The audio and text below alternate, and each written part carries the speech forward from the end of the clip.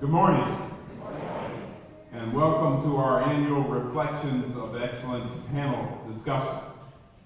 As president of Morehouse College, it is an honor to welcome our 2013 Benny and Candle Award recipients to this campus. We also extend greetings to our students, parents, faculty, staff, extended family, and alumni. Not only are we celebrating our Benny and Candle Award recipients today, we are also celebrating a milestone in the life of the college. As many of you know, this Founders Week has a special significance for me personally, as this is my first Founders Week as president of Morehouse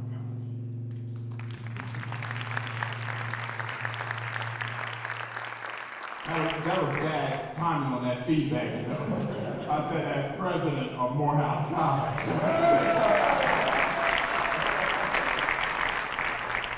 Just 2.5 weeks ago, I started my tenure as the 11th president of Morehouse, and I'm excited about this opportunity and look forward to engaging with many of you as we work to ensure that Morehouse remains relevant and progressive in educating and producing men, particularly African American men, prepared to lead in a global society. Since its inception in 1867, Morehouse has been responsible for cultivating the minds of young men. Our philosophy is that by combining equal parts of academic instruction and lessons in service and integrity, Morehouse will instill in her sons the desire to improve the conditions of the world and its people. Ultimately, our students lead these sacred grounds prepared to bear fruit in their respective global communities. I will share more about that in the days and years to come, and I'll be making it clear to you and everyone else how you can help to build a newer, better Morehouse. But now, to the reason that we are gathered here today, our Reflections of Excellence program. Tonight, the college will formally recognize our 6 honorees at the silver anniversary of the A Candle in the Dark Gala. However, this program, a special feature of our annual Founders Week celebration, this program will allow you the opportunity to hear honorees discuss their lives and their accomplishments. I'm certain that you will be inspired by their stories as I have been. Our moderator this morning is Ms. Tracy Hutchins, co-anchor of CBS Atlanta's Better Mornings Atlanta, a Las Vegas native with a solid record of experience on the desk and in the field. Tracy has worked as an anchor and reporter in a number of key television markets. Prior to joining CBS Atlanta in 2007, Tracy made career stops in California, Texas, Indiana, and Missouri. In these various markets, she covered news events from hurricanes to heat waves and from factory closings to soybean crops. In 2004, Tracy made her first stop in Atlanta as a weekend health and entertainment anchor for CNN Headline News, now called HLN. Tracy graduated from Northern Arizona University with a bachelor's degree in broadcast journalism. In her spare time, Tracy enjoys discovering all that Atlanta has to offer, including some of the best restaurants in the Southeast. Please join me in welcoming our moderator for today, Ms. Tracy Hutchins.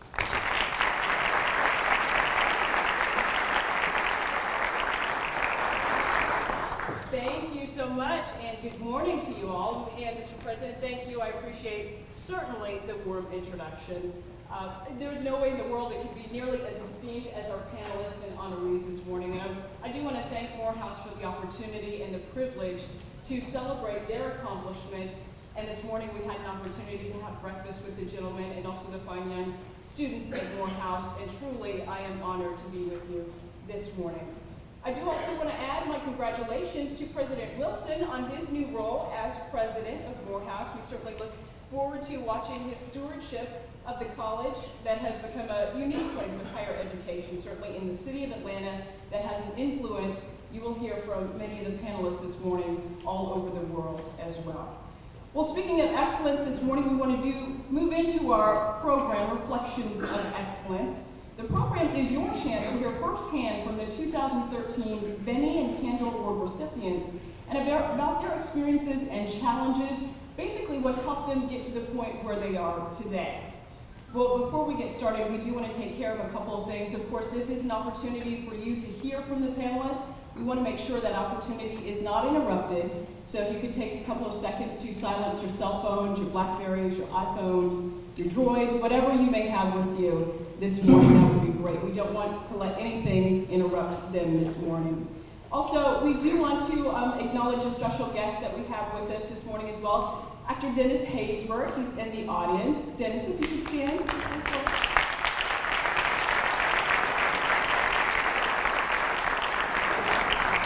Well, Dennis will be the master of ceremonies tonight for the gala, another opportunity to honor the recipients this morning, so we appreciate you taking time to be with us this morning as well.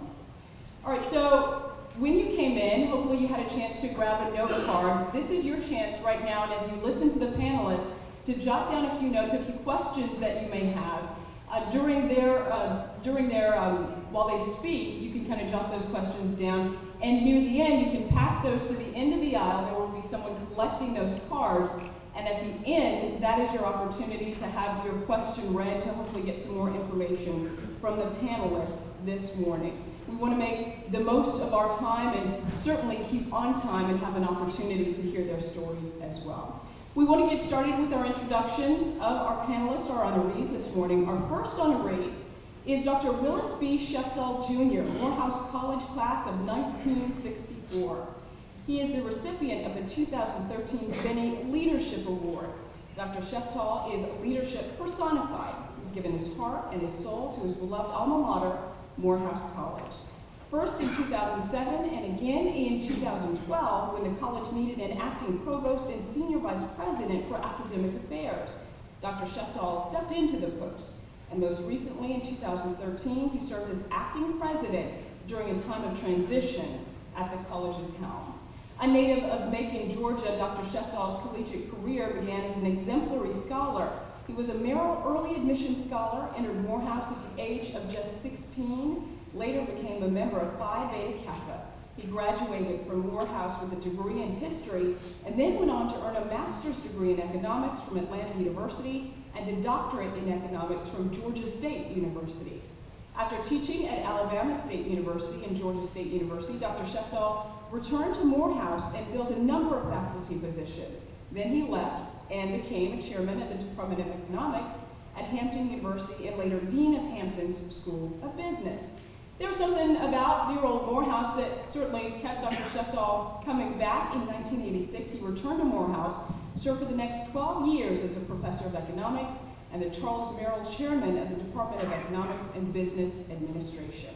Then from 1999 to 2005, he was the college's senior vice president for academic affairs.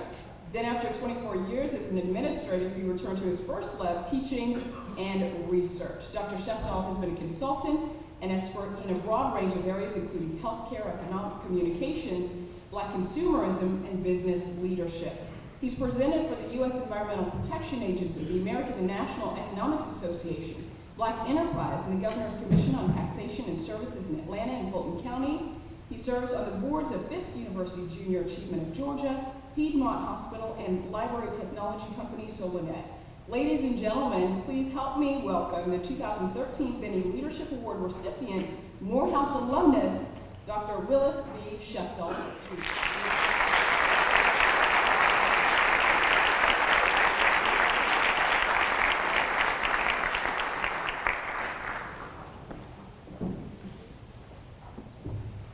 Thank you very much, Tracy.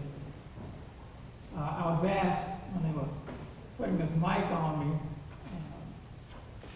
would I prefer a mic, lapel mic, so that I could sit in my chair and talk from the chair. And that reminded everybody that I was a classroom teacher. I'm doing all I can to stand still behind this podium. There are a few students of mine, or former students of mine in the audience, and they know that what I used to do was pace up and down the room, and at least you won't be treated to that this morning. First of all, let me just say how honored I am to be among this group of honorees. I am really delighted to share the stage with men of such distinction. I'm not sure that I belong here, but I'm going to act as if I do, since I'm a good Morehouse man.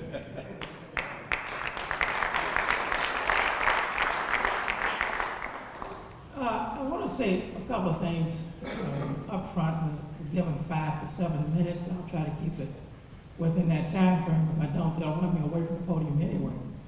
I want to talk a little bit about what Ann Watts describes as keys to success. And these are my keys to success, at least what I believe they've been, and suggest that maybe one or two of you can find something that might be applicable to yourselves, particularly our young students. I guess the first key for me is working at something that you really care about. I mean, something about what you're really passionate.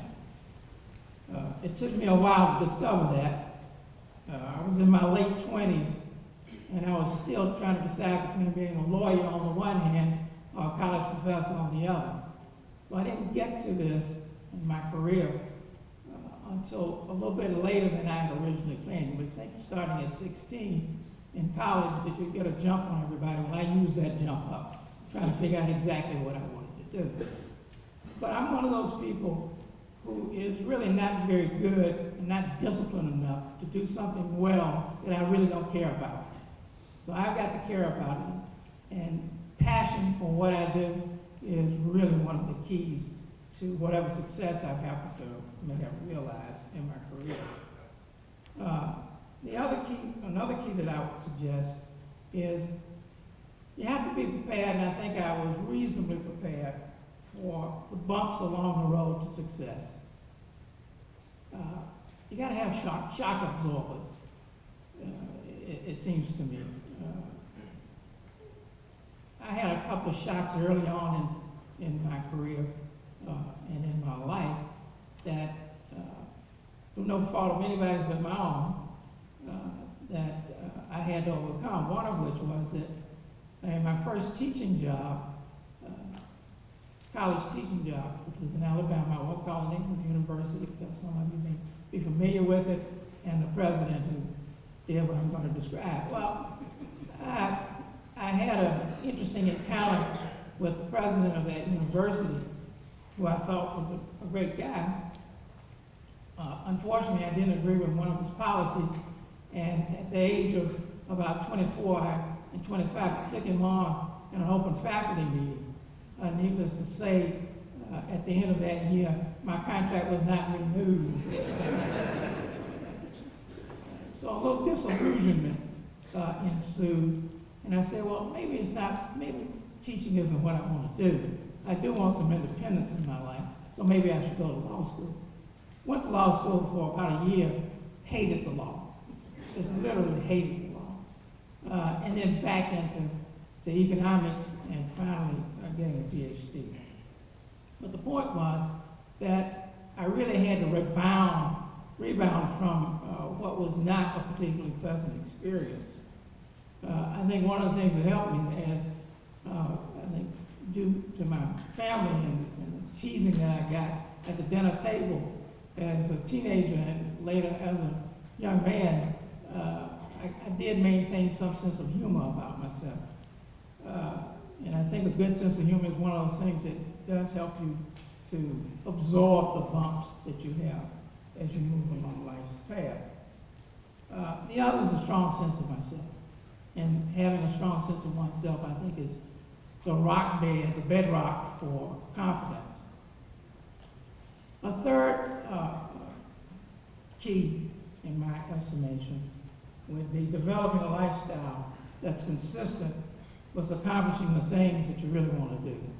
And for For a person in higher education, that basically means adjusting your consumption downward. While a vow of poverty is not required, you're not going to get rich during higher education.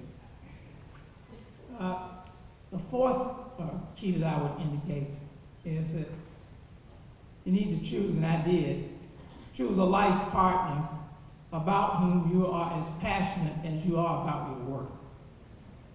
And I'm happy to say that I'm just as enthusiastic about going home at night as I am about coming to work in the morning.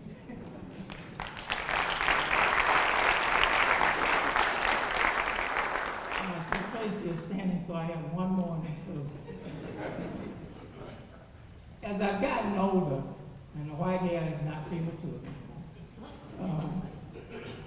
I've come to understand that at some point in your life you have to accept that all the things you wanted to do, or of all the things you want to do, some are going to be left undone. Which means to me, and is meant to be prioritized. You're just not going to be able to get through everything you'd like to do. That 2-volume opus that I had in mind on the economic history of African Americans, I doubt is going to get done at this point in my life. I may get a good article out in the next couple of years, but that 2-volume work is just not going to happen. Whatever success I've managed to realize, I think is due in large part to the support and the friendship that I've had among any number of people, one of whom is in this audience today, and that's Jim Hefner, who was an early mentor and saw in me, I think, the potential that he always said I had. And I want to thank Jim for his mentoring throughout my career.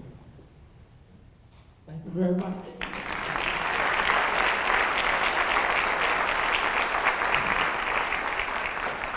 Dr. Sheftall, thank you so much. And it's hard trying to condense a lifetime of accomplishments in just a few short 5 minutes. And I appreciate the brevity of the panelists and the honorees this morning because we want to make sure we get through everyone in the allotted time that we have. All right, we want to move on to our second honoree this morning is Dr. Calvin Mackey, Morehouse College class of 1990. He's the recipient of the 2013 Benny Achievement Award.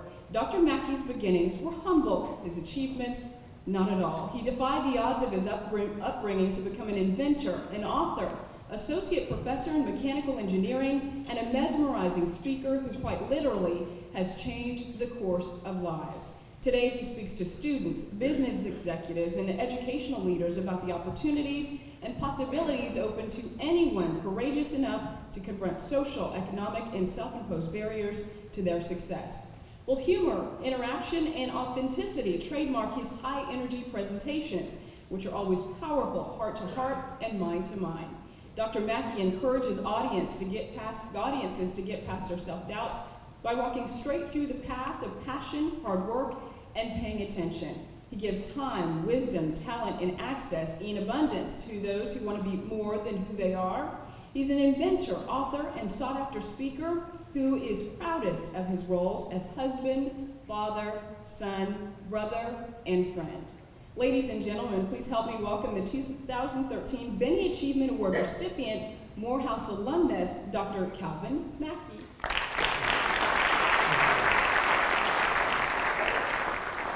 First, I'd like to give thanks to God for being here, giving me the mental physical strength to stand before you. We were back in a room and I went over to Mr. Fishburn and I said, pension.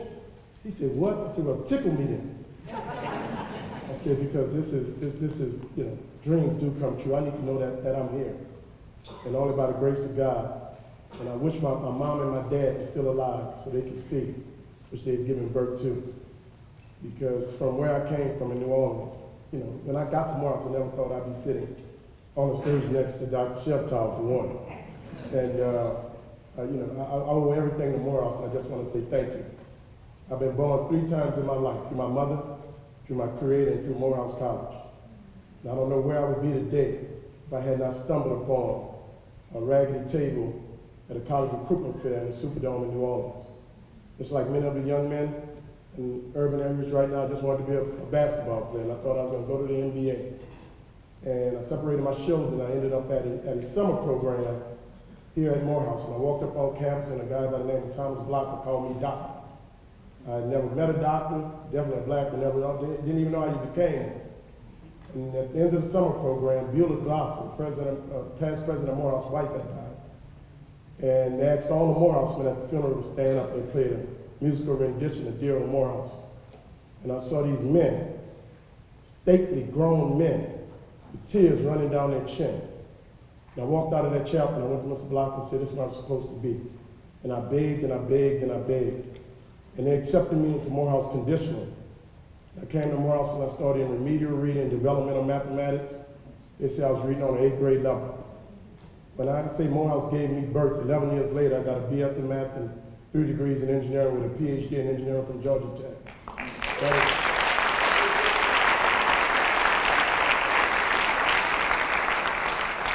That is life. Morehouse gave me life. My mom and dad gave me work ethic and discipline. I grew up in a house with no books, but when I got to Morehouse, they actually taught me that I can read. As a matter of fact, they demanded that I read. And I met young men, I'm saying words that I'd never heard before, and I read books I'd never read before. And one thing Morehouse taught me is that, no matter where you go, you got to work harder than anybody else. And then, and I'll never forget, Mr. Block used to always tell me, Morehouse man, he said, Dr. Mays, the Morehouse man aspires to the terminal degree. So when I finished Georgia Tech, he said, Mackey, we expect you to get a PhD.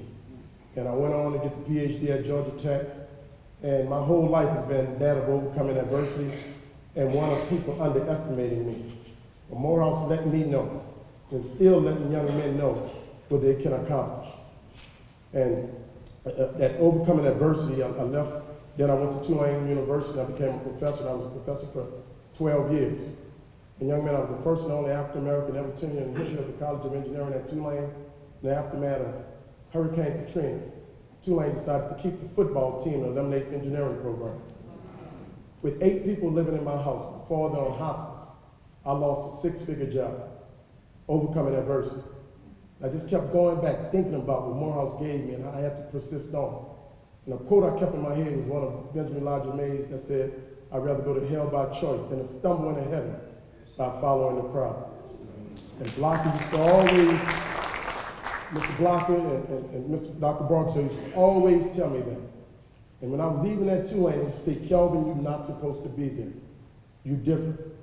And when I lost that job then, I knew then that God did for me that which I didn't have the courage to do for myself. And once again, I had to recreate myself. And it fell back on the principles and intestinal fortitude and, and the education and the blessings that I got from Morehouse. And since then, I've gone on to create a alternative energy company where we take waste streams and convert to biofuels, and we're the only black commercial producers of biofuels in the nation. And my beautiful wife, Tracy, who's a pharmacist, she believes that I'm ADD and I've never been treated before. she said, when are you gonna stop? And I said, I can't stop. And I can't stop because the only thing I ever wanted was Morehouse to say, son, we are proud of you. And every day I get up and try to do something such that one of these young men can look at me and look at an example and say, you know what, I can do that too. So I don't know if I'm going to be able to do everything I want to do in my life, but I'm sure trying every day, Dr. Sheftall. And it's an honor to do it. Thank you.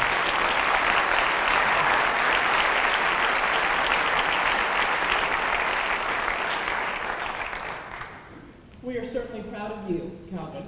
Tell you what, thank you so much. We want to get to our next honoree is Milton Little Jr., Morehouse College class of 1976. He's the recipient of the 2013 Benny Service Award. Milton Little Jr. is the first African-American president of the United Way of Metropolitan Atlanta with deep roots in the corporate and nonprofit worlds. He's worked in both since graduating magna cum laude from Morehouse.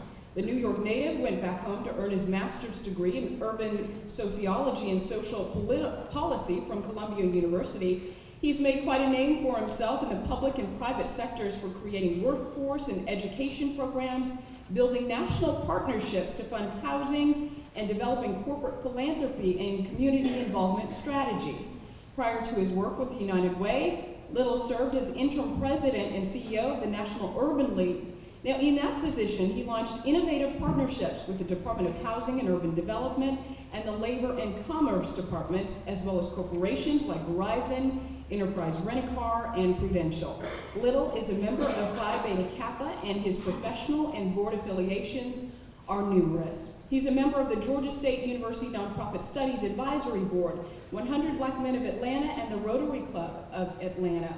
And his professional and civic accomplishments have been recognized by the Federal Communications Commission and the National Council of Negro Women.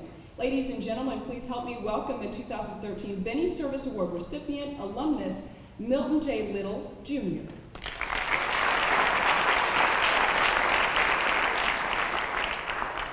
Thank you all, and I join the previous speakers in giving thanks to Morehouse College, not only for this award, but for the preparation that the school gave me that is part of the success that I've achieved.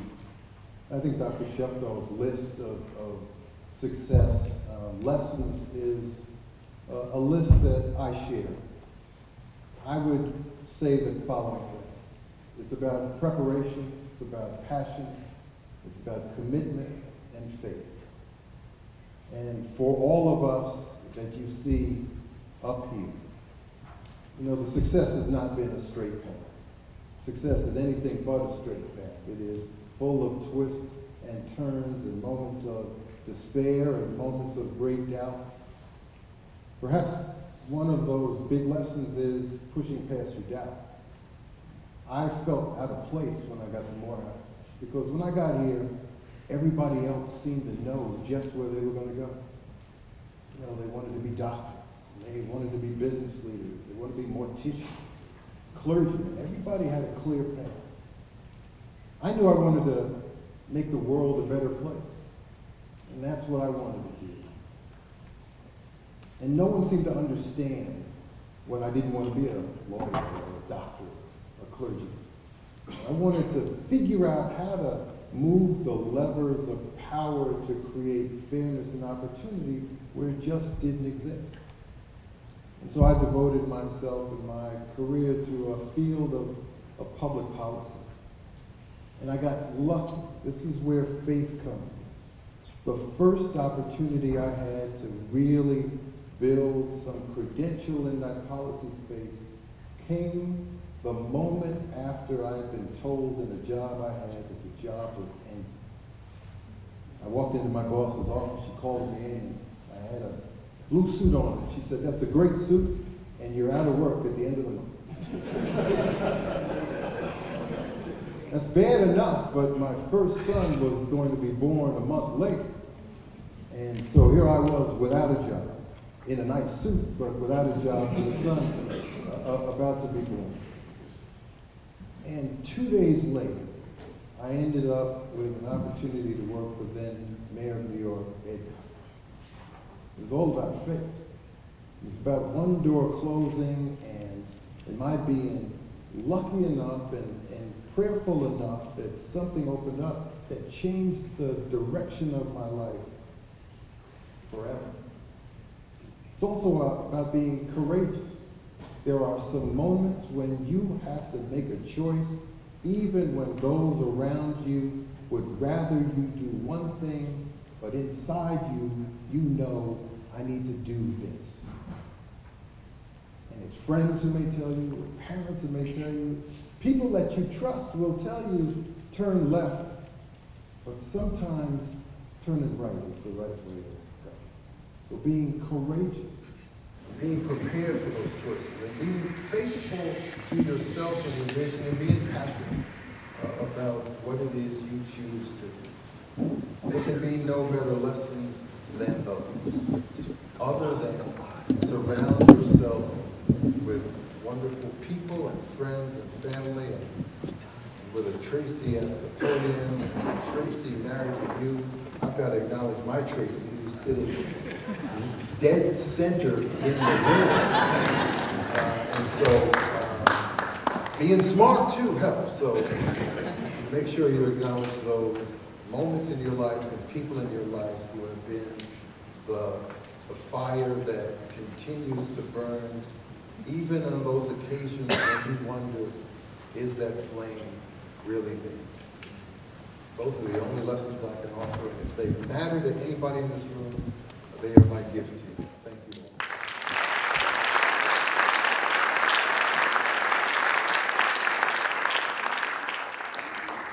Well, we do have another honoree this morning who unfortunately was not able to be with us. Ulysses Jr. Bridgman. He had an obligation on the West Coast and was taking a flight in to be with us as quickly as he could, but I'm not sure he'll be able to make this panel discussion this morning. If he does, we will certainly have an opportunity to hear from him, but wanted to tell you a little bit about him this morning. Wanted to tell you he's also the recipient of the 2013 Candle in Business Award this morning. From fast break to fast food former basketball star, the Milwaukee Bucks and the Los Angeles Clippers, Ulysses Jr. Bridgman. He made a smooth transition into the fast lane of restaurant franchising. So hopefully, again, before the end of this program, we'll have an opportunity to hear from him, but he unfortunately was not able to make it this morning. I want to move on to our next honoree. We want to introduce retired Marine Corps Major General Charles F. Bolden, Jr. He's the recipient of the 2013 Candle in Military Service and Aeronautical Science. Major General Bolden became NASA's 12th administrator in July of 2009, nominated by President Barack Obama and confirmed by the U.S. Senate. Major General Bolden is the first African American to lead NASA.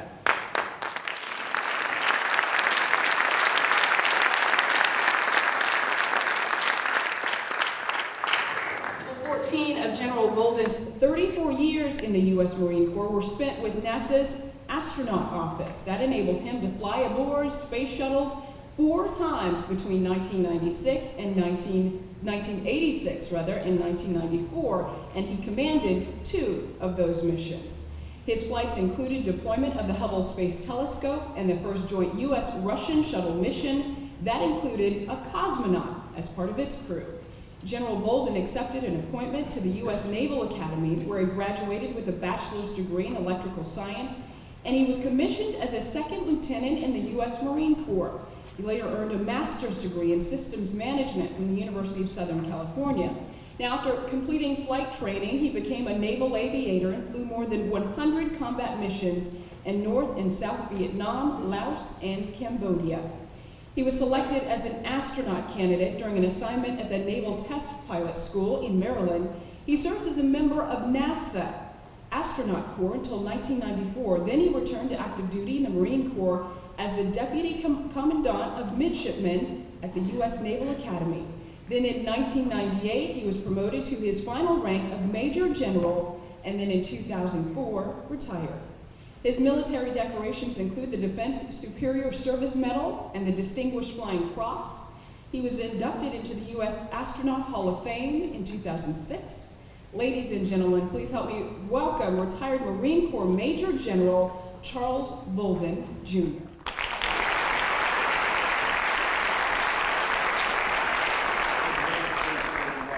Thank you very much for the honor of being here. I congratulate my fellow honorees, and thank you for allowing me to be here with you. I feel pretty inadequate. I want to thank 2 other people here. My wife, sitting on the front row, who was a 1968 alumnus of Spelman College.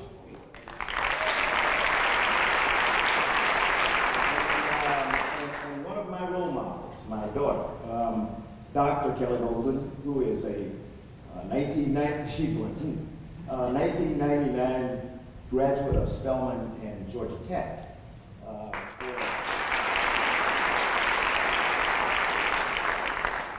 I say she's one of my role models. I have lots of role models, and I'll talk just very briefly about them.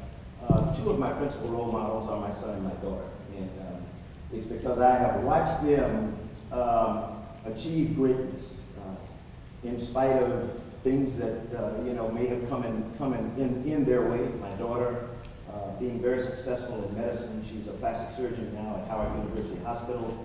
My son is a lieutenant colonel in the Marine Corps who's commanding BMU-2, which is an unmanned aerial vehicle squadron in Cherry Point, North Carolina. He was a backseater in F-18s, and neither of of those jobs, becoming a plastic surgeon as a woman, becoming a successful aviator in the Marine Corps as an African American, those are difficult to do. And so they're my role models as I watch them do that. Very simply, I think my hardest thing to overcome was getting out of college. I went to the United States Naval Academy because it was something I wanted to do since I was in 7th grade. I saw a program on television called Men of Annapolis. I loved the uniform. I had no clue what the Navy was about, what the Naval Academy would be about, but I loved the uniform and I loved all the women coming to the campus. Sort of like coming to Morehouse, knowing about spelling. But you had to get an appointment from your congressman or state or senator or the vice president of the United States. And so being from South Carolina and the segregated South, I figured that was going to be pretty difficult. So I started in 9th grade writing to them, but also writing to the vice president of the United States. And unfortunately for me, my senior year in high school, on the day that my football team traveled to Charleston, South Carolina to play for the state championship, President Kennedy was assassinated. And so my hope of going to the Naval Academy, which was in Lyndon B. Johnson, went away. And I could see everything evaporating. But I wrote to the president and I said, I know I'm not eligible for an appointment from you, but I really want to go to the Naval Academy. Didn't hear from him, but a week later, a Navy recruiter showed up at my house and said, I understand you want to go to the Naval Academy. And several weeks later, a retired federal judge, Judge Bennett, came at the behest of the president. He had traveled around the country looking for qualified young black men who could go to the service academies. And he said, I understand you want to go to the Naval Academy. I said, yes, I do. And so I ended up getting an appointment to the Naval Academy. I knew two things when I left C.A. Johnson High School, only two, and they were negatives. I was not going to be a Marine, and I was definitely not going to fly airplanes. That's all I knew. And I went away like that. And going through the Naval Academy, I was incredibly impressed by people I met. When I say getting through was difficult, my plebe year, freshman year, I hated it. And I decided in plebe summer that I had made a big mistake. And every chance I had to call home, I'd call my mom and dad, I'd say, hey, look, I know this is what I thought I wanted to do. I do not want to be here. I don't belong here. My father, who was my high school football coach, said, hang in there one more week. And I said, I don't want to be here. He said, hang in there one more week. 52 weeks, my father said. 52 weeks later, I finished plebe year. So, you can do things if you listen to people who you respect and who have your best interest in mind. My son went to the Naval Academy, and he suffered just like I did. He called me and said, I don't want to be here. I could not tell him, hang in there one more week. So what I told him is a piece of advice I'll give to all of you. When it gets really difficult and you think you can't handle it anymore, I said, Che, when you finish this phone call, go back to your company area and find somebody who's having a tougher time than you are and help them all. And he did that. And to this day, everybody who was in his class remembers him being the person that helped get them through. Everything is not about you. Most things are not about you. Philosophy I adopted when I was a second lieutenant in the Marine Corps was take care of your people and they will take care of you. Do not violate your integrity. God gave you one thing that nobody can take from you. That is your integrity, your honesty. Don't ever let yourself get into a situation where you compromise that. Take care of your people, they will take care of you. Now, how the heck did I get to be an astronaut? The most unlikely thing at all. But everybody else has thanked Morehouse College so far, so I have to thank Morehouse College. You may say, how in the heck does Morehouse College have anything to do with your being an astronaut? I would have not been here. I would not be sitting here today were it not for one of the most phenomenal graduates of Morehouse College I ever had the opportunity to meet, the late great Dr. Ron McNair. I was a test pilot at Patuxent River, Maryland. Ron had been selected in the first group of NASA astronauts in 1978, and he, along with some others who had graduated from the Navy's test pilot school, came for a reunion weekend. And Ron and I sat and talked, and I didn't know him, he didn't know me. We had grown up about 42 miles from each other in segregated South Carolina. He from a little bitty place called Lake City, South Carolina. Ron had always wanted to be an astronaut. His brother Carl is sitting here somewhere, and he'll tell you. Ron taught himself calculus and physics by going into a segregated library, asking the librarian for books, She refused him. Little known story, he got it.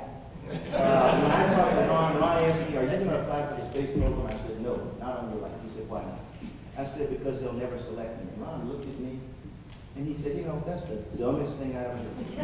He said, how do you know if you don't ask? And so I will leave you with that. You don't know what you can do if you don't ask. I'm privileged to be here. I thank you very much. Thank Dr. Wilson and the faculty and staff at Morehouse College for this honor. Thank you. Thank you.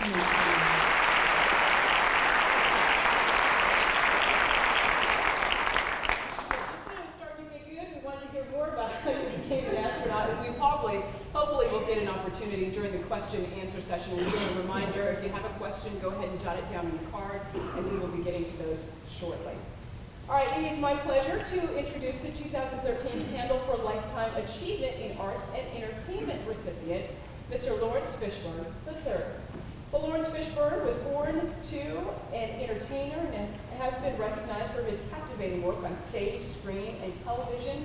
And he's Hollywood superstar. He is a native of the Peach State. From a very young age, growing up in Augusta, Georgia, Fishburn knew that acting was what he wanted to do. The acting bug bit when he was just 12 years old. Got his big break in the early 70s with a role on the ABC soap opera, One Life to Live. A lot of people were. I don't think a lot of people in this audience remember that one. Well, later on, he earned a supporting role.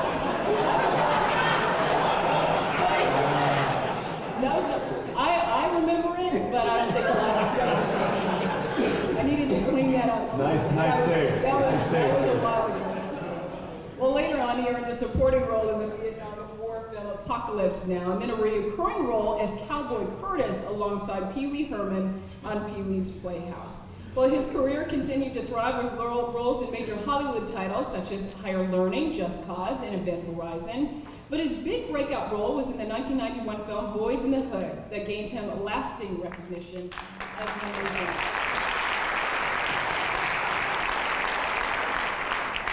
Well, the following year, he turned his efforts to the stage where he won the coveted Tony Award for his performance in August Wilson's 2 Trains Running. He also won an Emmy for an episode of the television series Tribeca. Well, one of his iconic performances that garnered an Oscar nomination was for the portrayal of Ike Turner in the movie What's Love Got to Do with It.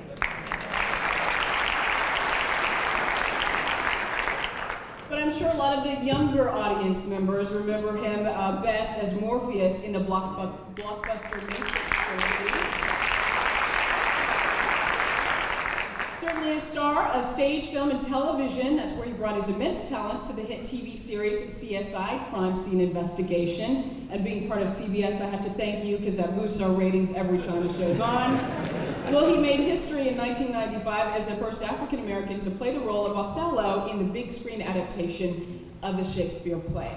When not on stage or a movie set, Fishburn is active with a number of celebrity-endorsed charities and right now serves as an American Goodwill Ambassador to UNICEF. Ladies and gentlemen, help me welcome Mr. Lawrence Fishburn III.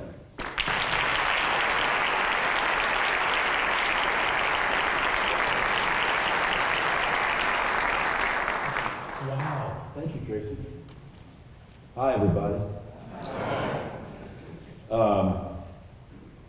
Gentlemen, it is very humbling to be on the stage with all of you. You are probably one of the most incredible group of men I've had the pleasure of meeting in a while.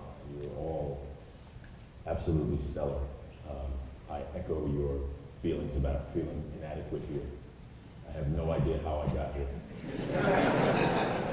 or why I've been included in this group of august men. Not really. Anyway. What to say? How do you follow that? As Tracy told you, I'm an Augusta native. I'm a Georgia native. I am not someone who has been traditionally educated. I did not go to university. I barely finished high school. I was honored with an honorary degree in the humanities about 3 or 4 years ago from another great historically black college, Howard, for a role that I played on the stage. I recently played the late Thurgood Marshall, which was a huge, huge honor and an incredible experience. The relationship that I have to this college and colleges like it begins in my home in Brooklyn, New York, where I was raised by my mom, who was a single parent, who went to a college in Augusta, Georgia called Payne. I don't know if many of you know about Payne, have heard of it before. But it was in my home, being raised by my mother, who took great pains to make me aware of places like Morehouse and Spelman and Lincoln, and colleges all over the country where young black people go to get educated and informed and armed to move into the world and make their mark and demonstrate their excellence and their ideas and their passion and whatever it is that they have to share with the rest of the world. So I first arrived here because of one of the great alumni, one of the great men that this school has produced. You guys know him, Spike Lee.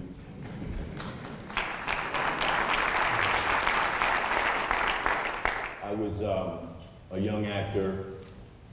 I started acting when I was 10 years old. I got very lucky. I'm really good at make-believe. These guys do real stuff. I kind of just put on clothes and paint my face and pretend to be other people. And that's, if you just break it down practically, that's just kind of what I do. But at the same time, there's this other component to it. People often think that I take myself seriously, or too seriously, because, I started using Lawrence instead of Larry. I speak really well, and blah, blah, blah, but really, I don't take myself seriously. It's just, I take the make-believe stuff seriously. I take the make-believe stuff so seriously that you all believe it.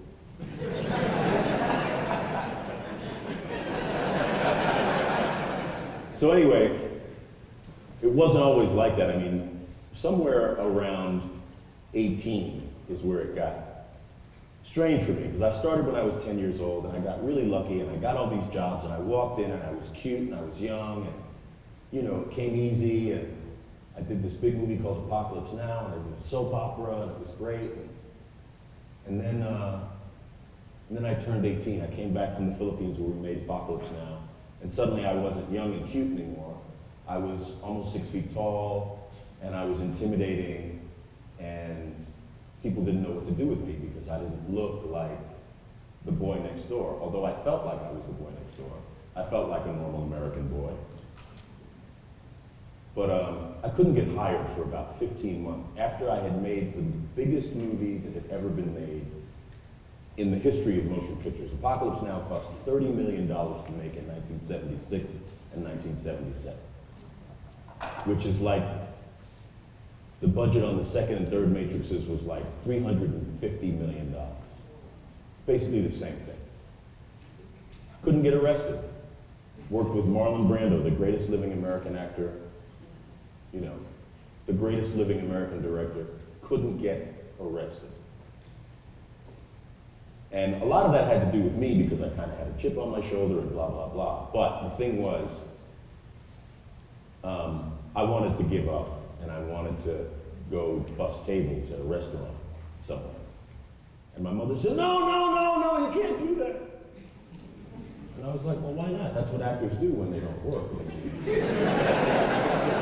You go and get a job as a waiter, or you go and get a job as a bartender or something, because that's what you do. She was like, no. Go to school. You should go to school. I was like, go to school? That doesn't make because I had already been to film school. I had spent 2 years in the Philippines with like the greatest people that were making films. So after a while, I got humble. I had to become humble. I had to get humble. I had to leave the chip out of it. I had to leave the I'm the greatest actor in the world thing alone. I had to walk into rooms and I had to actually do the work and audition and work hard and try to figure out how I could service the people that were going to hire me, as opposed to trying to convince them that I was the greatest thing in the world. I had to go in the room with the attitude that said, I'm here to help you. How can I help you? Which is echoing what you were talking about in terms of your philosophy. If you take care of your people, they'll take care of you. And so things began to change, and things began to change, and things got better. The point of the story is, how did I get here?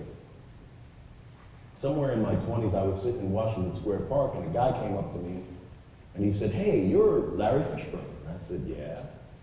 And he said, you're a great actor. And I said, yeah. I said, who are you? He said, I'm Spike Lee. I make movies. And I'm going to make great movies. I'm going to make great movies about black people. And I thought, and I could tell, just by the way he said it, that it was true what he was saying, that he knew he had a sense of himself. And I know that he got that here at Morehouse. So that's why I'm here, to say thank you. Thank you, Tracy.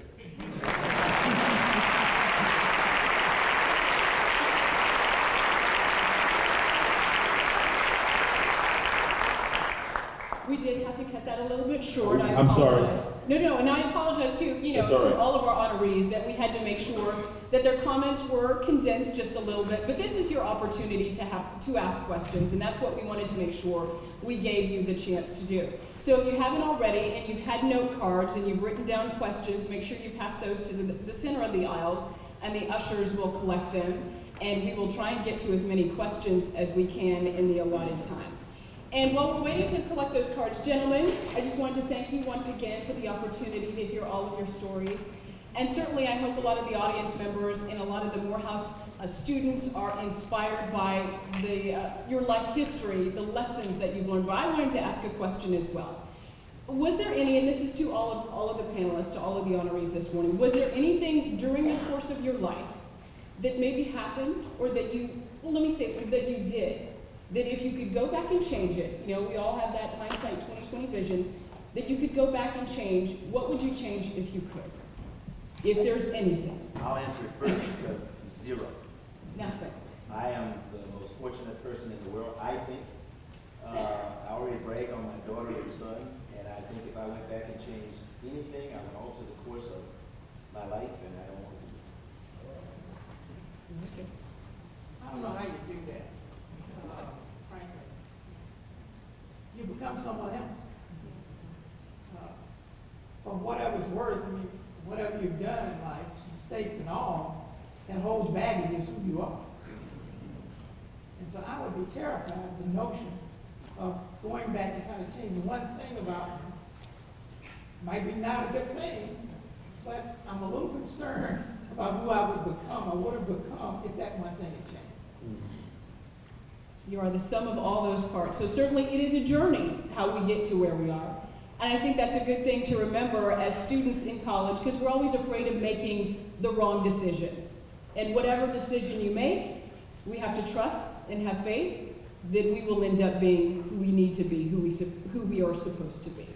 And with that, I'd also like to ask too, if there's, I know you had an opportunity to give pieces of advice. What other piece of advice would you give to a lot of the students right now and to our audience members in terms of being a success, in terms of being happy with your accomplishments and how you were able to get to where you are? Simple pieces of advice, maybe someone has given to you, something that you've learned throughout the course of your journey. Well, I would say just remain humble, because you sit here and you sort of look at the others and say, man, they've done just incredible things. The stuff I've done just pales in comparison. Somebody once told me, that they were luckier than they were smart. And they should never think they were smarter than they were. There's always somebody smarter, there's always somebody faster, always somebody better looking. Do the best you can with what you got and pray that you got enough. I like to add, it's always darkest right before dawn. Many young people I come across now, I mean, they love the sunshine, but they hate the rain.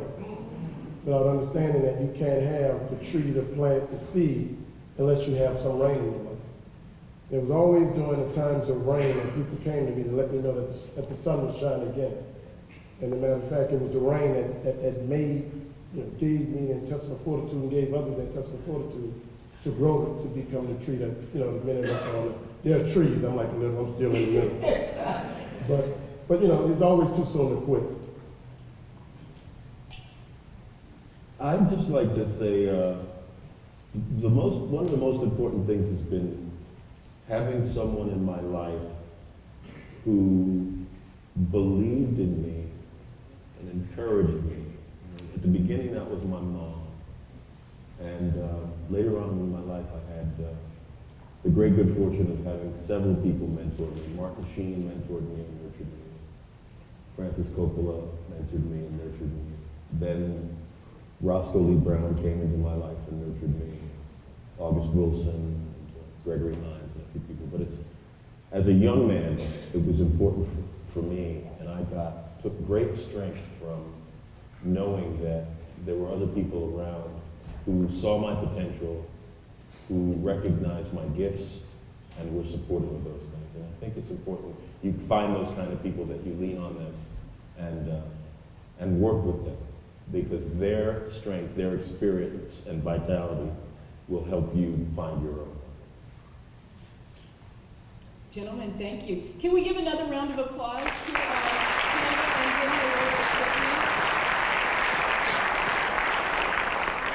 All right, these gentlemen represent the year 2013, but there have been years past, certainly, where we've done the same thing, and we've had honorees for Kendall and Benny Awards, and I think some of those honorees are out in the audience this morning. Can we ask those honorees to stand so we could recognize you, please? Stand up. Don't be shy.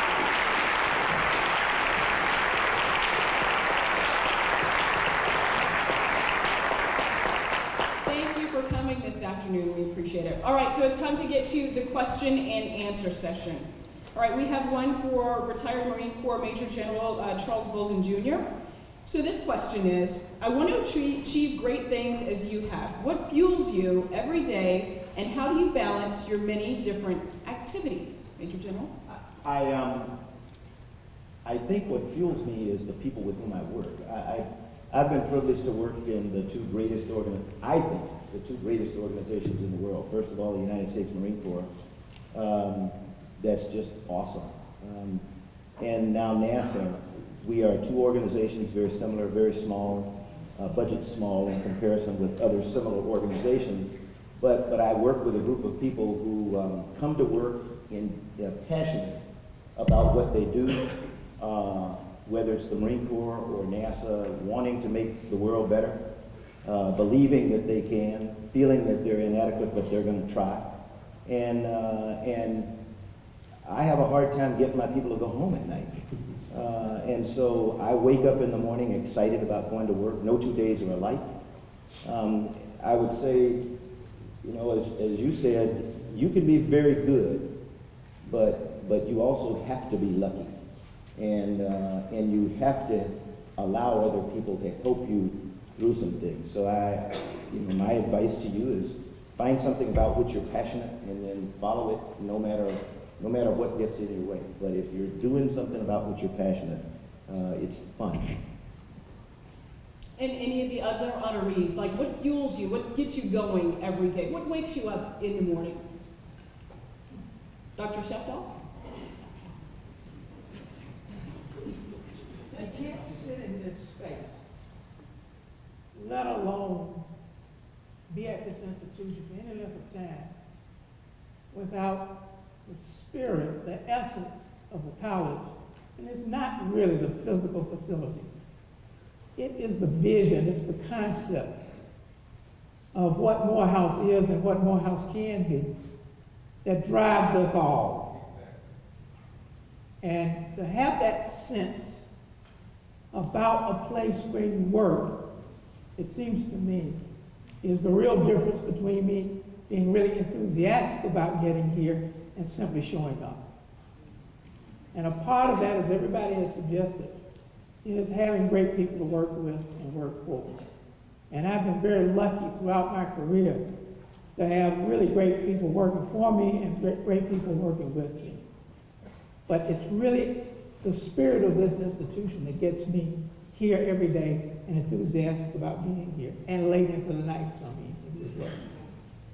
And Dr. Mackey, I know you talked about some of the hardships that you had during life. How difficult was it, I'm sure at times, to push on, to move forward, to continue that momentum of, I'm going to get through this dark point in my life. I'm trying to get out of this valley up to the hill again.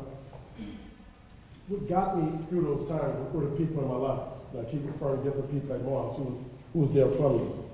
And one is, again, Thomas Blocker. I never forget when Thomas Blocker, when he died, I mean, he spoke to me because when they opened his casket, the inscription inside his casket, right in the chapel, read, "Let my work speak for me." And the last time I saw him alive, we were walking down the street in New Orleans for the Bayou Classic, and he was limbering along. And he said, "Mackey, he says, your turn." And I didn't know what he meant. He kept saying, he walked, he says, your turn. And when I lost my job at Tulane and I was cast out into the so-called wilderness and I had to rediscover myself, I just kept hearing Blocker still to this day tell me it's your turn. And the things that keep me going now, I have two sons, and I tell people I travel over 150,000 miles a year, speak to hundreds of thousands of people a year. And I was telling them if my plane crashes tomorrow, I want my sons and my wife to know two things. One, that I lived, and two, I was in bed. And that came from Morehouse.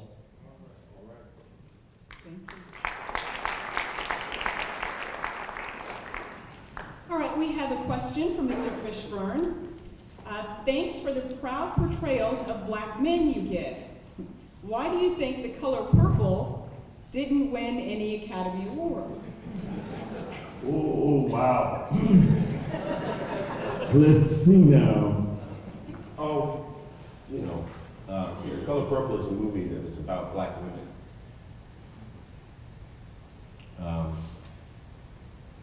Who stand up for themselves and have minds of their own, do the things that they want, love the way that they want, live the way that they want. We still have a lot of work to do in my industry in terms of representing and presenting authentic women of color. We still have a lot of work to do. And this was a two-part question. Please tell us about playing Superman's father in The Man of Steel. Well, actually, that's not entirely accurate, but Russell Crowe plays Kal-El, which is the father of, he plays Jor-El, which is the father of Kal-El, which is Superman, his Kryptonian name. Kevin Costner plays Pa Kent, who is Clark Kent's Earth daddy. And I played Perry White, who is Clark Kent's surrogate daddy when he comes to work at the newspaper. So it was fun. I mean, I don't have a whole lot to do, but the movie is going to be really cool. And what's the release date on that? It will be out this summer. This summer. This summer. All right, something to look forward to. Like 4th of July, one of those movies? Probably after the 4th of July, because Big Willie's got a movie coming out. If Willie's got, that's his day. Right. Yeah. You don't. 4th of July is Will Smith's day. We have learned Superman will have to wait. Superman will have to wait. Because if you want to come in first in the box office that weekend, delay it, right? Well, that's a marketing strategy thing. All I know is it's July 4th is Big Willie's day. All All right, we do have a few other questions. In the meantime, I did want to ask Milton Little Jr. I've had the honor and pleasure of introducing him before at a previous event, but I know you've had a lot of firsts in your life, being, first in many different areas. Tell us what that's been like for you. Is that a little bit, since there's been no one to kind of pave the way for you, you're the one being the bulldozer, paving the way. What kind of advice would you give to someone who may end up being first in a particular industry or career? Because that can be intimidating. It's intimidating, it's lonely, but I've had a patron saint who I first encountered when I was at Morehouse through research, and that patron saint is Paul Robeson, and a man of great accomplishment and a man with an incredible willingness to sacrifice everything because of principle and ideal and an expression of the dignity of man that should not be violated anywhere. And so Paul Robeson's always in the back of my head. What would he do if he were here? What inspiration do I take from his life that enables me to make my way through any travail? And he's whispered in my ear every moment I've had an incredibly difficult circumstance to confront, a choice to make, and I strive to be able to have the willingness to sacrifice it all if I need to. I'm not there yet, but he's a model, and he blazes the path, and so far I've done pretty well for him. I think you have. We have a question for you from the audience, and this one, again, I will address to all of the honorees this morning because I think it's a great question. I think when you get a little older, you start to think, okay, what happens when I'm no longer here? What will they say about me when I'm gone? What do you hope your legacy will be once you leave this life? Mr. Little, I'll pose that question to you first. Well, I think it's simply that I try to do for others. I mean, it goes back to what Mr. Bolden said. It is about serving others. And that's just been my life. I'll never be rich doing what I've done. And I've made peace with that. I hope Tracy's made peace. I hope Tracy's made peace. Yeah, exactly. It's been about, is anybody better off for what I've done? And the positions I've taken, the philanthropy work, the work at the National Urban League, the work at United Way, has allowed me to go to bed every night knowing that there's somebody somewhere who is a heck of a lot better off today because of what I did. And if there's anything that's going to be written on my epitaph is that, as I said, I did the best with what I had. And I thank God every day for what he gave me, and I thank Morehouse for instilling me this sense that I was obligated to lead. I mean, there was never one day where somebody wasn't telling me that you're here to lead. And I just try to live up to that. Dr. Mackey, what would you say? I pondered that question. And I pondered it because my great-grandfather was a slave and died at 88. My grandfather was a sharecropper and died at 80. My daddy was a high school dropout and died at 62, and I lost my mom at 51. So at 45 years old, I get up every day and run because I know tomorrow isn't promised. And Martin Luther King said the most pressing question of the day is, what are you doing for others? When I got my doctorate and became a professor, I thought that was going to be my contribution.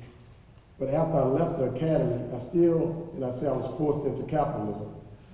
I'm still trying to use my capitalism to help people.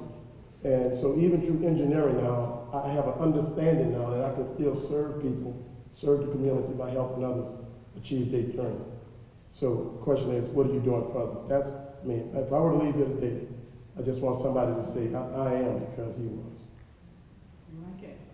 Dr. Sheftall, what would you say your legacy would be? What would you like your legacy to be? On balance, he made a positive contribution. I was blessed to have a father who did that with his life, And that's been a high standard for me.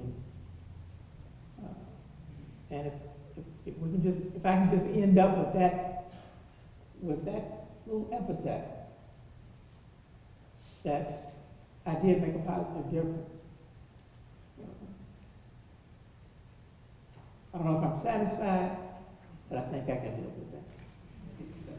Major General? I am kind of an odd hope, and because I've spent my life, you know, in the public sector, working in organizations, and my job was to try to make them function well. I tell people all the time, particularly young people, as I tell them how to prepare themselves and then how to do their jobs. They should be trying to work themselves out of a job.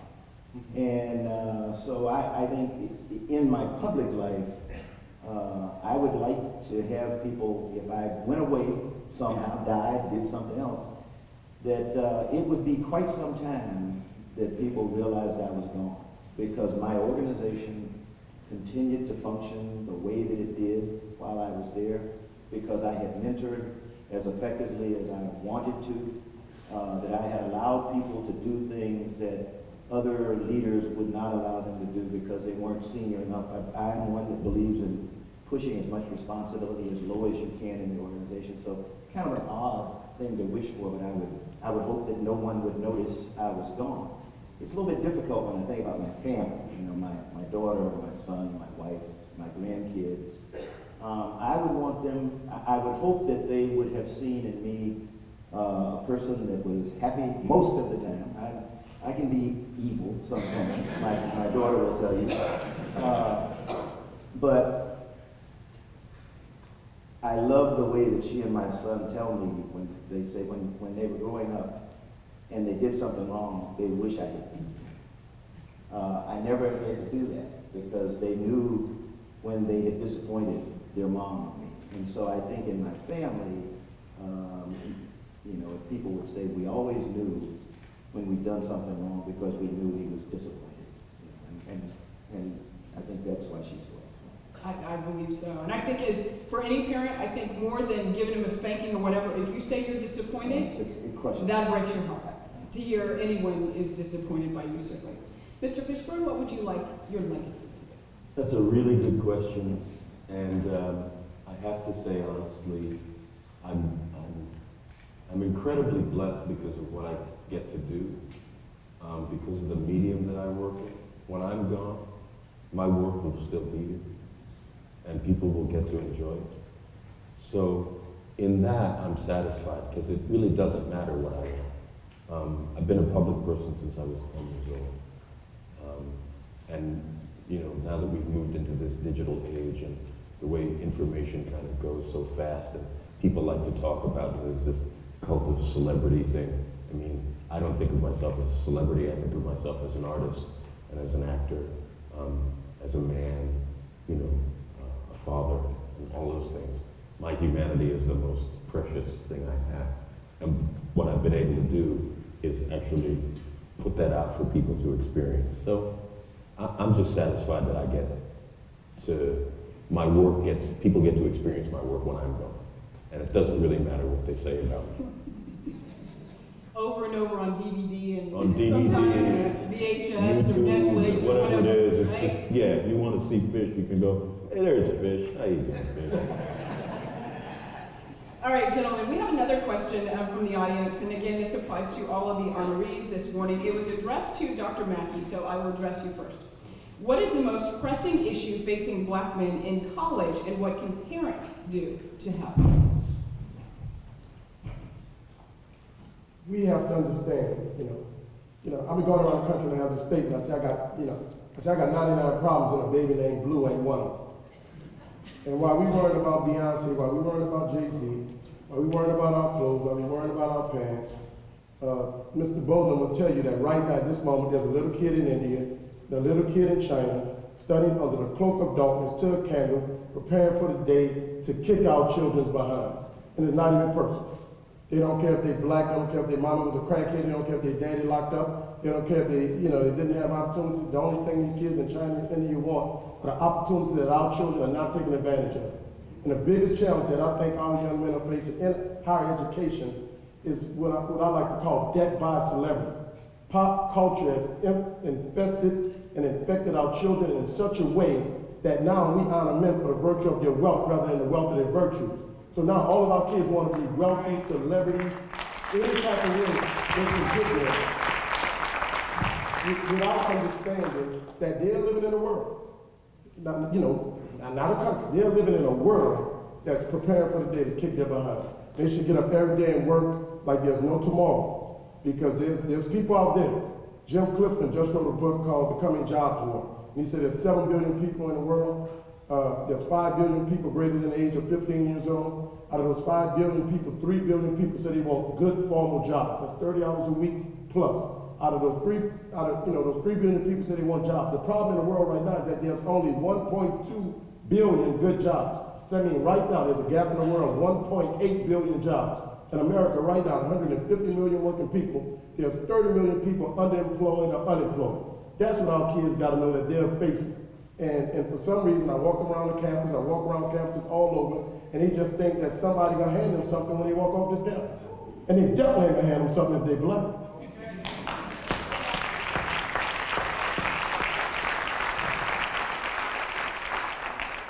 So that's what they're facing. That's it. In a nutshell, right? There you go. All right, Dr. Sheftall, what would you say that young black men have to overcome their biggest hurdle when they're in college? Actually, in college and then leaving college, getting out into the world? In addition to all the things that Calvin just pointed out, I think there's also the sense of entitlement that I think we have to overcome. This is much stronger in this generation than has been the case in previous generations. It doesn't prepare you very well for the world, to say the least.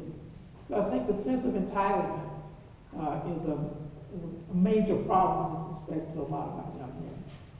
The other factor is pretty technical, and it's financial, and it's this, that the expense of higher education continues to rise. A huge challenge for a lot of our young men is simply the ability to finance that education and to finance a good, elite, high-quality education. So I think long-term, that's one of those problems and issues that we have to address as a society, but I think it's also one that confronts our young men every day. Mr. Little, what would you say, what can parents do? Is there anything parents can do at the point where your son, your daughter is in college to kind of change the course, hopefully continue to keep them on course? What can parents do? Well, parents, the best thing parents can do is everything they need to do to get that young man there to the campus. And so certainly surround them with the kind of support that's necessary, but it goes to everything that Calvin said before. It's about preparation. When I got to Morehouse, President Gloucester, the first day in the sail hall chapter said, look to your left, look to your right, because 2 of you won't be here in 4 years. And I knew I was going to be one of those. And the guy on my left said, well, I'm getting out to 6.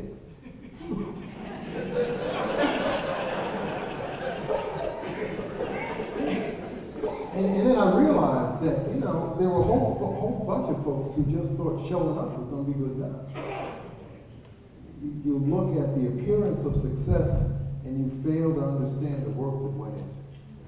So if there's anything, I wish all of us could strip away the affect of success to reveal the pain, the heartache, and the difficult steps that you had to go through in order to get where you are.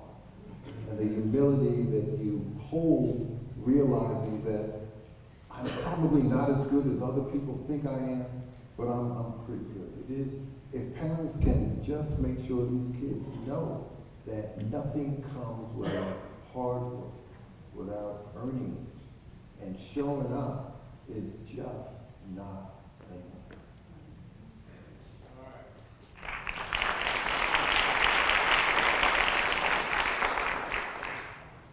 And Major General, what would you say? Because certainly, when you were young, there are different issues that young black men are facing now than you faced when you were younger. There's a whole bunch of, all this noise going on for them that you didn't have to face. What do you see? You asked a two-part question. Let me give you the parents first. What should a parent do? Follow my wife's example. Parents have to be involved. And, I used to tell my Marines, don't come and complain to me that your kid's school is not good if you and your wife haven't been there. If you need time off to go visit your child's school, to talk to the teacher and find out what you can do to make them better, then I don't want to hear it. So be there. Kelly will tell you, her brother told her mom, his mom finally, Mom, I think the teacher's got it. You don't have to come every day. But that's the kind of involvement that we need from parents. For the young men and young ladies sitting out here, failure's okay if you fail trying something that's challenging. If all you're focused on is making sure that you get out of Morehouse or Spelman or wherever with a 4.0 or a 4 point, whatever we call it nowadays, I think you're following some fantasy. You should find something about which you're passionate, and then find a way that you can make yourself better every day, such that you can turn that passion into something that makes the world better. And I think you'll be okay. And Mr. Fishburn? Good question. Two things. Nobody, no one gets there by themselves. Nobody. I don't care how smart you are, I don't care how talented you are. Nobody is successful without some real help. So that's one. Two, the biggest obstacle, it seems to me, is this. It's how you think. It's how you think about yourself and how you think about the world. You are one person, yeah, but one person can change the world. And it's about you thinking of yourself in that way, not just as some small, insignificant person here in this tiny little town, blah, blah, blah, but as somebody who has the mental capacity, the passion that everybody has been talking about. We all come into the world blessed with these things. We have imagination and intelligence and drive and energy, and it's about thinking of yourself bigger than you can imagine. You have to think of yourself the way God thinks of you. Essentially.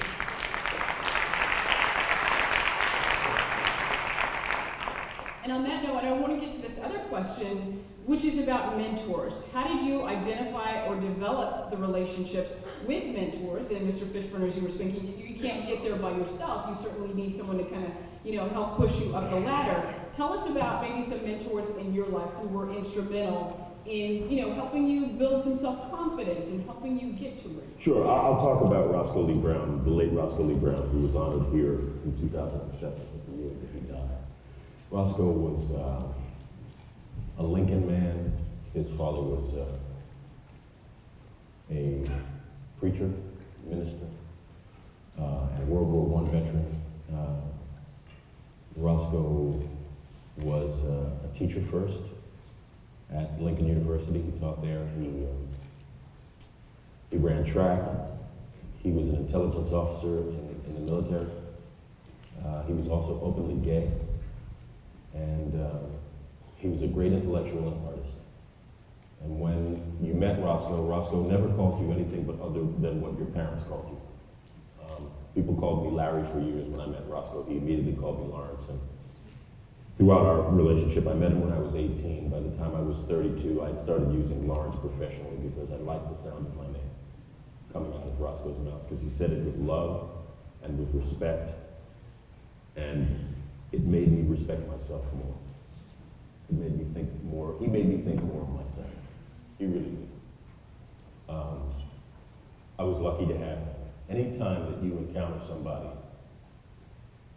whether they're older or younger, same sex, different sex, but anybody that you encounter that makes you feel really good about yourself, that's somebody you want to stay close to. That's somebody you want to nurture that relationship, because they will nurture you, you will nurture yourself, and you will nurture them. And you both get better, it seems to be. Major General, mentors in your life. Easy for me, my mom and dad were the first. And they talk to me all the time now, although both of them are not here physically on earth. I think many people know that I'm associated with an organization that has something we call our cardinal principles, you know, manhood, scholarship, perseverance, and uplift. And uplift is the one that I adopted. My dad was a lifelong Omega, and I always wanted to be one, but I couldn't because I went to the Naval Academy. And again, when I met Ron McNair, Ron made it possible for me to realize that dream, but it was this principle of uplift that I saw in my mom and my dad. I can go home to South Carolina, sit on my front porch, my mom and dad's front porch, and countless people will come by and will stop and thank me for what my mom and dad did for them. So I think you mentor others, you take care of other people, and hope that they pass it on, and that's all we can ask for. And finally, anyone can mentor anyone. It's not top down, it's not old to young, it's not smart to dumb, it's not anything. It is someone who has an ability to do something or a piece of knowledge that wants to reach back, grab somebody else, and help pass it on to them. You know, what he talks about is just incredible. Mr. Little? Well, I think you need to leave yourself open to mentors of all varieties. I've had female mentors, I've had male mentors. I told you about mentors I didn't meet in ropes. I think the most powerful expression of mentorship that I've experienced has come from those mentors who thought their job was more than simply give me advice, but to show both their humility and their vulnerability. And the best mentors I had were men who cried before me as they talked about their journey, and allowed me to know that the things I was most afraid of were the things that they were. And that the secret to success is not ever being not afraid. It's what do you do with that fear? And so I'm choking up now thinking about one incident with one of those folks who cried as we both talked about what it was like going through a divorce and trying to get your career back on track when you're going through an emotional turmoil that you had never anticipated, where your friends are picking sides of who's going to stay with you, who's going to stay with her, and your career is teetering on the brink. And I looked at him, and he looked at me, and I just heard his story, and I just knew there is light at the end of the tunnel. It may take me a few miles to get there, and I may stumble along the way, but here's somebody who really believes in me, and if I just stick with him and play this hand, I might turn out. Can't get it, and that's what I try to do with the young men from Morehouse and other places that come to me.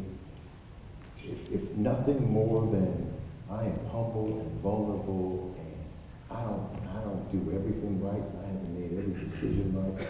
On balance, the odds still tickle in my favor. And they learn from that. I hope they go out into the world and find their place in it. Thank you. And Dr. Mackey, what would you say in terms of mentors and how they've helped you? Were there a few? Was there one very significant one that stood out in your life? Well, my wife Tracy would tell you, Tracy, that I have eclectic friends. I have eclectic friends because I have a lot of mentors. And different people feed my life in different ways. It definitely goes back to my mother and my father, who was my first mentors, but my dad had a roofing company, and every summer and every weekend I had to go work on the roof. I never forget, now they have crackheads, but back then there was a base head. And the base head name was Cadillac. And Cadillac would show up at the warehouse and we would do stuff. I worked in a warehouse, moving stuff around, and Cadillac would clean up. But I spent so much time with Cadillac.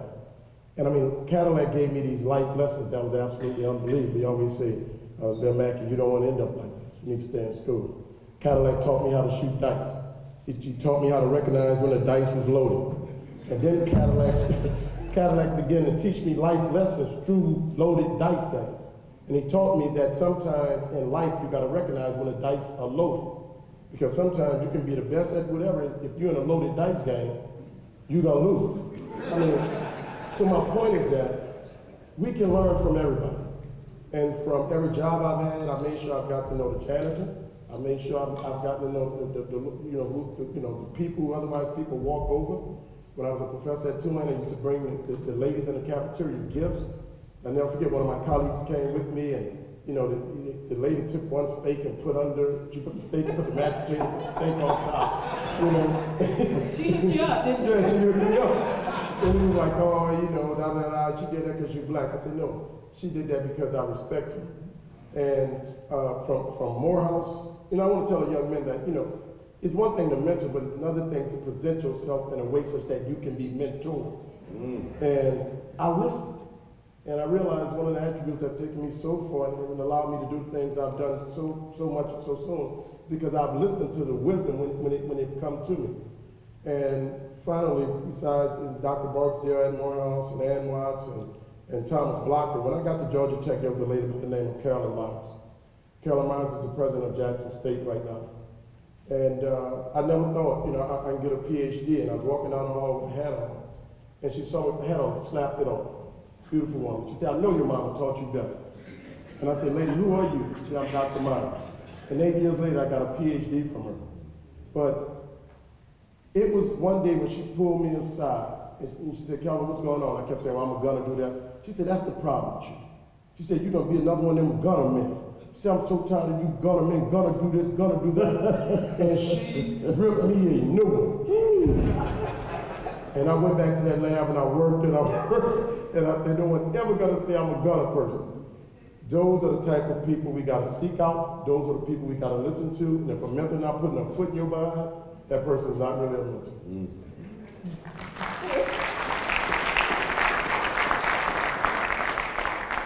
And Dr. Sheftall has certainly been a mentor to many young men, but who would you say is yours, Dr. Sheftall? The number is almost uncountable, to tell you the truth, if I think about it. I think I've had a mentor, at least one or two, maybe 3 or 4 mentors in almost every stage of my life. And I want to sort of second the notion that a mentor does not have to be somebody with as much white hair as I have. A mentor can be a contemporary. I think the key to the mentoring relationship is an openness and a willingness to expose yourself to someone else and listen to what they have to say. To lean on their insight into you and your personality and who you are and what you have the capability and potential to be.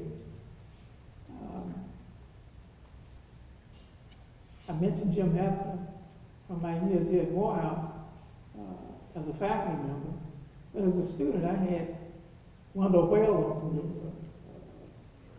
a really serious mentor for me. Richard Barksdale, who later went on to the University of Illinois. Dr. Mays was not a mentor for me. Dr. Mays was a role model. And my father and mother were also mentors. And I'd say especially my mother, who was a stay-at-home mom that threw all of her energy and creativity in the raising of 2 sons. And my brother Mike and I just tremendously benefited from that. And I think it's the willingness, the willingness to be open with someone else, the willingness to listen and hear what somebody else has to say about you and what you are capable of doing, and helping you navigate rough waters sometimes. And I learned through my mother that mentors don't always have to be males. So one of my most important professional mentors was a woman by the name of Martha Dawson, who I worked for when I was at Hampton. I learned an awful lot about higher education and the role of leadership in higher education from her, as well as Bill Harvey, who was president. So I've been real lucky in that regard. I've always had a lot of mentors and people willing to be and interested in my future. And for that, I'm very grateful. And a lot of what I learned about myself and what my potential was, I learned right here at Morehouse, and a lot of that came through listening to my mentors. Dr. Sheftall, thank you. Tracy, Right. can I say Sure, one more thing? absolutely. I didn't mean to interrupt you. Advice to the young men here. Get past the fear that prevents you from uttering four of the most powerful words there are. I need your help. Most of us are afraid to ask and expose what we consider our weakness to somebody who can help.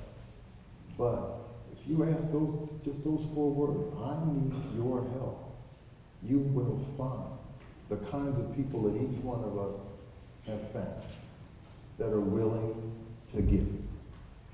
All you need to do is have the courage to say, I need your help. Yeah, don't be afraid to ask that, certainly. Thank you. All right, we have another question from the audience. This one is about taking risks, and I'm interested from hearing from our honorees about maybe some risks that you've taken. Certainly you did not get to this point without taking some. We want to start with Mr. Fishburn. Okay, a couple of things. There was many times, let's say 20, 25 years ago, there were not as many roles for black actors as there are now, blah, blah, blah. I think most of us know that story. But there was I did a movie called King of New York in 1989. I don't know how many people know this movie, but the part that I played in that movie was written for a white actor named James Russo, who's Italian. And the way that I was able to get that job was I had to campaign for it. I had to fight for it, essentially. I had just hired a manager, and she did her thing behind the scenes, and she discovered that James Russo was actually working in Canada doing a movie with Robert De Niro and Sean Penn called We're No Angels, and that schedule-wise, it looked kind of sketchy whether he was going to make it to New York. So I went to the director. The director wanted me to play a part in the movie that wound up being played by Wesley Snipes. Wesley Snipes and David Caruso play cops in this movie. But I wanted to play this character called Jimmy Jump, and the guy was like, yeah, but I got this guy, Jimmy Russo, and he's coming, and blah, blah, blah. But because I knew that Jimmy Russo might not make it, I said, look, listen, I have an idea for this character. I want to present it to you. Let me just come in. I'm going to come in character. I'm going to, you know. And he was like, yeah, but I got this guy, and I know that he got the guy I want. I said, but no, please, you got to just, I had this idea. You know, I'm going to do this character. He's going to be like a hip-hop gangster. Like, you've never seen this kind of character before. Nobody's ever seen him on the screen. He was like, okay. After I begged him for a day, I went away. I went and I got some of these gold teeth. I went downtown Brooklyn. I got some gold teeth made. I got the outfit. I got the tracksuit, the whole thing. I came in as the character. I went to this guy's loft, and I proceeded to be in character and tell stories for 3.5 hours in character as this guy. And I got the part. And the thing is, most people think that Boys in the Hood was kind of my breakout thing, but it wasn't. It was King of New York. Because I went and I took it. I went after something that I really wanted. I was living in my house. My in-laws had bought a house for me and my first wife, and I was working with my father-in-law. He was building a bathtub for his daughter, and I was basically the guy that was responsible for carrying all the demolition work out of the building. So I was doing physical labor, which I had never done in my life. I've never had a job other than being an actor in my life. but I was a physical laborer for my father-in-law because that's what I had to do as a man to show that I appreciated what he and his family had done by providing for me and my wife, my new wife. But I was at this place where if I didn't get to do what I do as an artist, I thought I was gonna just die. So I took a really huge risk and it actually paid off. So. Yeah. And there you go. Major General, I think, your job was a risk, basically, going into space, but tell us about some other, closer to Earth risks. I'm glad you put it that way, because I was going to say, one of the reasons I love my job is because we take risks. And I tell my employees all the time, we're in the risk business, so if you don't want to take risks, then you're in the wrong place. But they have to be measured in smart risks. But I think life is the same way. Mr. Little talked about being afraid. That's really important. I would say to the young men here, if you don't feel afraid when you're going into some situations once you get out of Morehouse College, stop, take a time out, go back and say, wait a minute, am I really in the right place, doing the right thing, or am I prepared? If you don't feel afraid, then there's probably something wrong. You don't realize what the situation is.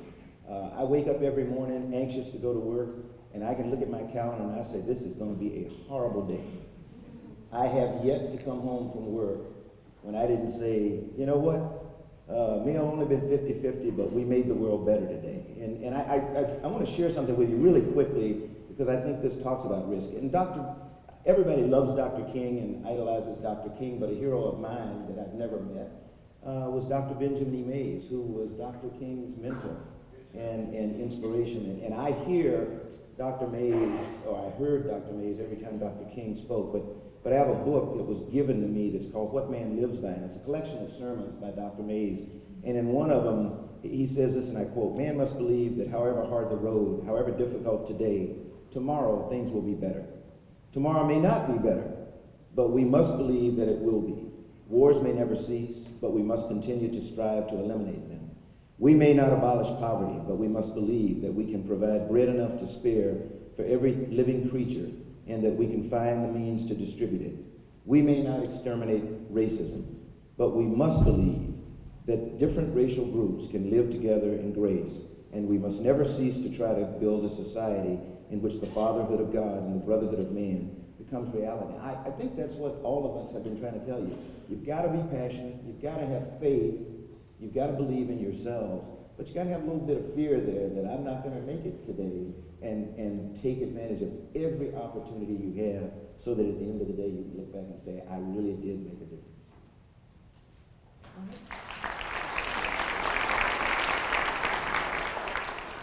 Mr. Little. I worked for 8 years at one of the nation's leading public policy and research organizations, and I had flown to Dallas for some work that we were doing in Texas, and I had my immediate supervisor with me, and got a phone call that the person who ran the organization had flown to Dallas and wanted to meet me for breakfast. And we sat down, and it was strange because he never came on the road with me. And so we sat down, and he looked at me and he said, "I need you to tell me if we're going to be able to get these things done." And I said, "No." And I'm incredibly loyal to the people around me, but I knew that my supervisor could not get us where we needed to go. And I said to myself, I know I shouldn't say this, but we're not going to get there because of this. And we talked about my supervisor. And then he said, "I guess you're wondering why I've flown here." I said, "Yeah." He said, "Because we are putting her on a plane back to New York. And I wanted to see if you were the guy who was going to make things happen. And if you had the courage to tell me what you knew and I knew needed to change, but no one else was willing to say." I went off to the rest of Texas, and she went back to New York, and a week later, she was gone. And there are those moments where you just have to take the risk. And I took it, having absolutely no clue whether, when I jumped out that plane, whether it was going to be a soft landing or I was just going to splatter. But, you know, at some point you just say, I got to call it like I see it, and what happens, happens.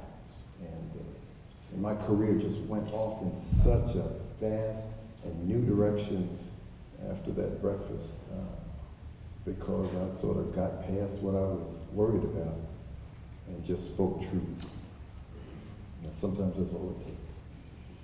And Dr. Mackey, tell us about one of your risks.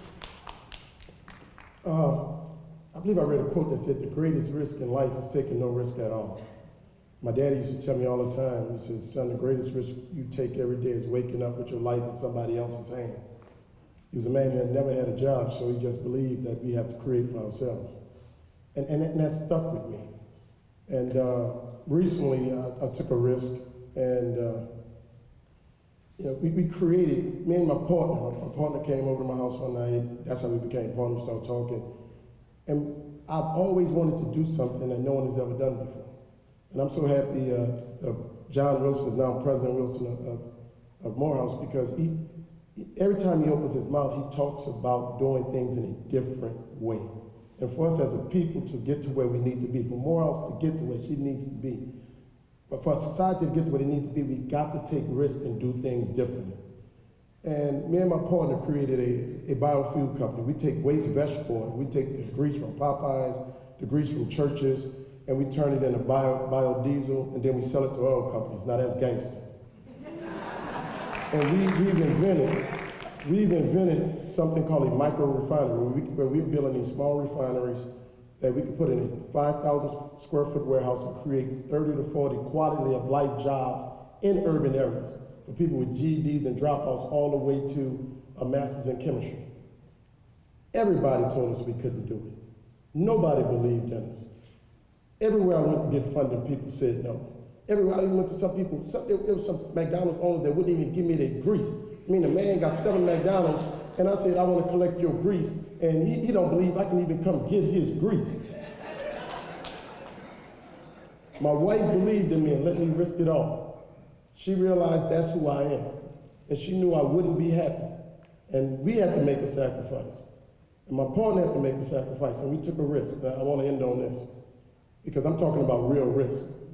We built this micro refinery. We're the only black commercial producers of biofuel in the nation. We're gonna try to stamp these little suckers out like McDonald's. We're still struggling. But we went and recruited a guy, and he came over and he looked, and he said, I want to do this.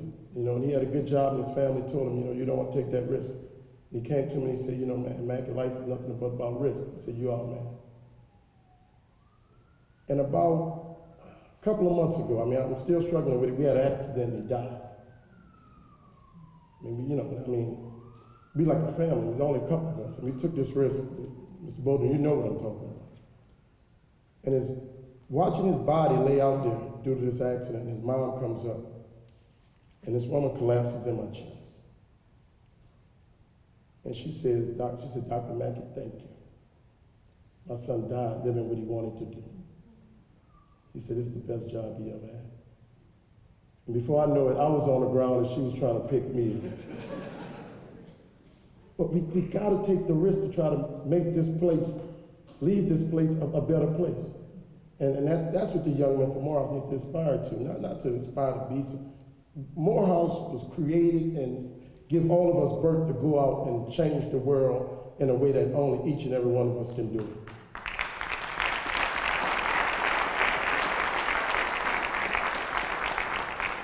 And Dr. Sheftall, we will end with you. Tell us about one of the risks that you've taken throughout your career.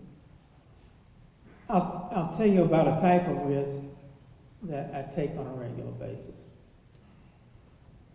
And it's less of a personal risk and more of a risk associated with a level of responsibility. And that is, each time we hire a new faculty member, I feel the risk involved in entrusting to that person the responsibility, the development of our young men.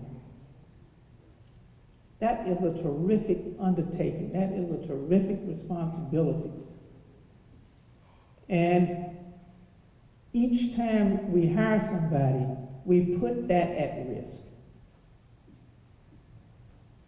One of the things as the chief academic officer of this college that I feel and have always felt is the responsibility for that.